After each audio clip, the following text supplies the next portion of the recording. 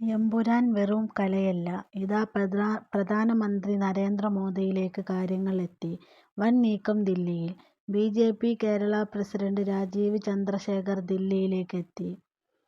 ഗുജറാത്ത് കലാപത്തെ തെറ്റായി അവതരിപ്പിച്ച സിനിമ എങ്ങനെ ആവിഷ്കാര സ്വാതന്ത്ര്യത്തിന്റെ പരിധിയിൽ വരും എന്നും വൻ നടപടി ഉണ്ടാകുമെന്നും സൂചന. ഒരിക്കൽ ഇൻകം ടാക്സിന്റെ കൂറ്റൻ തല്ല് വാങ്ങി 900 കോടി പോയ ഗോകുലം ഗോപാലനടക്കം പ്രതിസന്ധിയിലേക്ക് എന്ന സൂചനകൾ.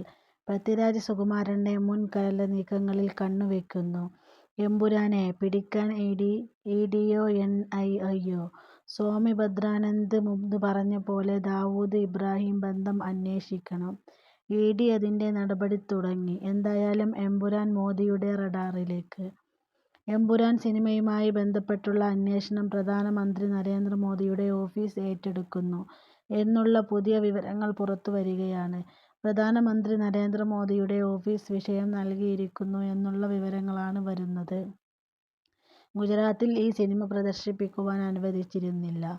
ഗുജറാത്ത് കലാപം ഉണ്ടായ സമയത്ത് ഗുജറാത്തിലെ ബി.ജെ.പിയുടെ നേതാക്കളായിട്ടുള്ള നരേന്ദ്രമോദിക്കെതിരെയും അതുപോലെ തന്നെ അമിത് ഷാക്കെതിരെയുമുള്ള വിമർശനങ്ങൾ ഈ സിനിമയിൽ ഉൾപ്പെടുത്തിയിരുന്നു. കലാപം നടത്തി കേന്ദ്ര സർക്കാർ അധികാരത്തിൽ തുടരുന്നത് എന്നുള്ള സൂചനകൾ വന്നിരുന്നു. ഇപ്പോൾ പ്രധാനമന്ത്രിയുടെ ഓഫീസിൽ തന്നെ ഇതുമായി ബന്ധപ്പെട്ടുള്ള നിരവധി പരാതികൾ ലഭിച്ചിരുന്നു. വീഡിയോ ഇഷ്ടപ്പെട്ടാൽ സബ്സ്ക്രൈബ് ചെയ്യുക. Thanks for watching.